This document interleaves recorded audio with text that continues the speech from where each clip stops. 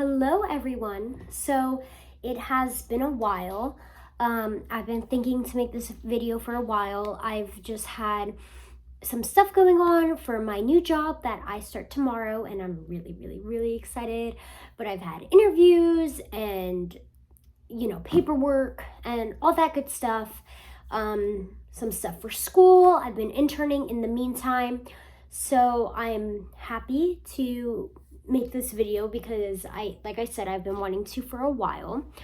A few ups and downs just to kind of check in.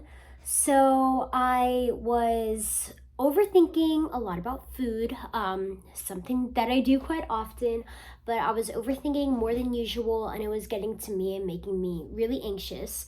So I said, all right, like, what is in my control? What could I control that might make me feel better about what I'm eating? And I wasn't feeling too good about my workouts, how they were going. I had like a just get through it mindset. So they weren't very intense, although they were consistent, but they weren't intense. So I was like, okay, maybe I make my workouts more intense, like keep my heart rate up. So that's what I started doing. I started doing more plyometrics, burpees, and squat jumps, and mountain climbers, and all these jumping things, box jumps, whatever. Felt really good. I did that for about 5 days, and I was feeling good. My food anxiety was subsiding, and I was really happy about it. Until one workout on Friday, I was feeling really good, but towards the end, like, it was just getting hard. I mean, that means it's good. But I felt a little something in my back, and by Saturday, I was in a lot of pain. So fast forward to today is Tuesday, and I have not worked out since Saturday, which is very rare for me, but I have been in a lot of pain with my back. So that kind of resulted in more food anxiety, because now I manage my anxiety by working out even harder, and now it's kind of like all or nothing. I'm not working out at all at this point. I'm hoping to get back to a little something tomorrow, but so that generated more food anxiety, and I'm just trying to, today was a better day. I'm trying to reason with it a little bit, just kind of, accept the fact that that's life and sometimes things happen, and to kind of learn my lesson, because I already knew I had a bad back, but I was doing all these plyometrics and jumping around like I didn't, but I do. So now I'll learn for that, still do it, but just a lot less, not 5 days in a row, of like, that's my main thing, I'll throw it in there, but, I can't afford to be doing that, bottom line. So that's kind of an honest, transparent summary of my last couple weeks. And yeah, I'm super excited to be starting my new job tomorrow, but today I wanted to talk about imposter syndrome. This is also something that I was struggling with feeling, because as I was having all this anxiety, I was, feeling like, oh my gosh, like, here I am, I go on how to deal with your anxiety, how to manage your anxiety, how to navigate your anxiety, and here I am, like, having,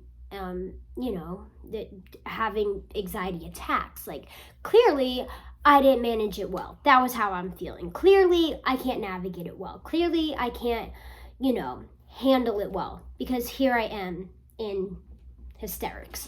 So, that's something that I was feeling.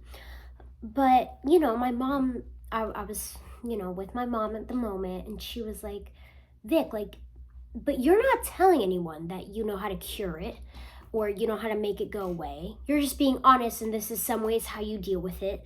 But it's, you're not telling anyone it's a foolproof plan, which is true. So that made me feel better, but it got me thinking about, I feel like I hear imposter syndrome a lot, especially I've been hearing it, like, people say it on TV and stuff. Like, I've heard of it before, but I feel like I hear even more on, like, reality TV shows, like real people talking about how they have it. And I was just thinking about some ways to navigate it. Once again, not that it's a foolproof plan or anything to cure it, but I was just kind of thinking about its roots and kind of a way to think about it.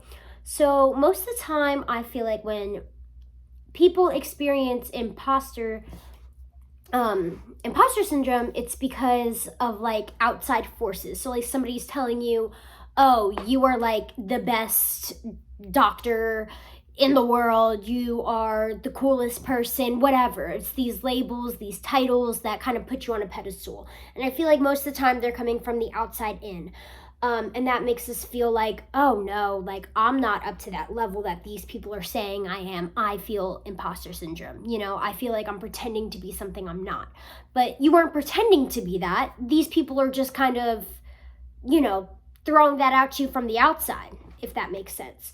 So I was thinking about a book that I've read called The 4 Agreements. And the second agreement is don't take anything personally. Obviously a hard thing to do, but it doesn't only go for insults and rude comments and negativity, but it also goes on that flip side of the coin. It goes for like these accolades and these titles and, you know, these labels and these, you know, really big, astonishing compliments. And it's not to say that you don't appreciate it. You know, you appreciate, you say thank you, but you don't take it personally. So what does this mean? If we don't take these labels, these titles, if we don't internalize it and make it personal, that means we're not comparing ourselves to this pedestal that people are putting us on. Thus, we won't feel like I am being something that I don't deserve to be or that I don't belong to be. And that might have been some of the reason I was feeling imposter syndrome. I feel like, you know, a lot of people in my immediate life will talk about, oh, like she's gotten so much, talking about me, she's gotten so much better. She knows how to deal with her anxiety. She knows how to deal with her depression. She knows, like, it's come from the outside that I've thought of that. But it wasn't me promoting, like, yes, I know how to cure your anxiety. You know what I mean? So if we don't take that personally, then there's nothing to be an imposter about, because most of the time we're not pretending to be something we're not. It's about we can't live up to these standards that people have put for us. So what it comes down to then is about having your own internal compass, and, you know, that includes having a confidence about yourself, also having like a reality about what reality is. You know what I mean? So you have a confidence, and, you know, and that's mixed in with reality. So let's just say, you could say, I'm a really, really smart person, but I'm not the smartest. I also work with a lot of really smart colleagues. Like, you know, confidence mixed with reality. So you don't feel like you're an imposter for saying, oh, I'm the smartest in my class. No. I mean, you're smart and you work with a lot of really smart colleagues. That's just an example. I also feel like imposter syndrome could kind of be like I said, it's from these, I just said like a million times, it is from these unrealistic societal created standards.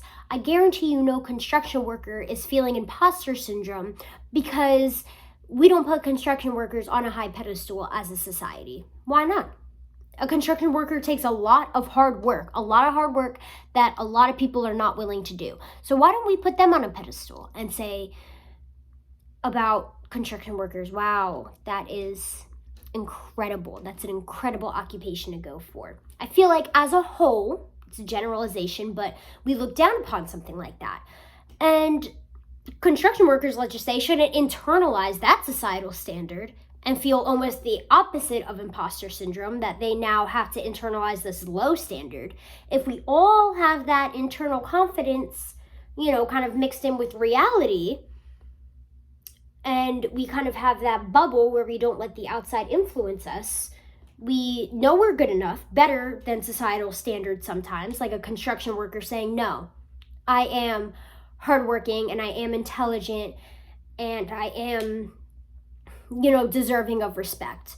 And then also from the other end, a doctor saying, no, there are other hardworking occupations, not just a doctor. I'm not the smartest person, but I am a smart person, but nothing says I'm the smartest. You know what I mean?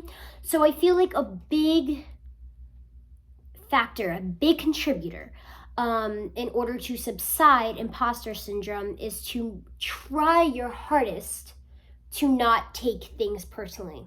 So a way I can move forward with this in my life is like, you know, if people in my life are talking about, oh, you know, how did you get better? I've gotten that question before. How did you get better? I could respond with, oh, I'm not better. I have come up with strategies to work through certain things and to keep myself more stable, but I'm not better and I'm not cured. I still deal with anxiety, depression. You know what I mean? Instead of internalizing that, like, oh my God, people think I'm better, I need to be all better. Like, I can't have moments. I need to be 100% better. So just being conscious not to internalize these external things and just really focus on your inner confidence and your sense of who you are, your identity, so we could maybe try to avoid that feeling of imposter syndrome. That is all I have for today. It was just a thought that I was lingering on for the past couple weeks while I wasn't making videos. But I hope you have a great day, and I'm really excited that I made this and to be back on a roll again. And I have some other kinds of content coming out, so stay tuned.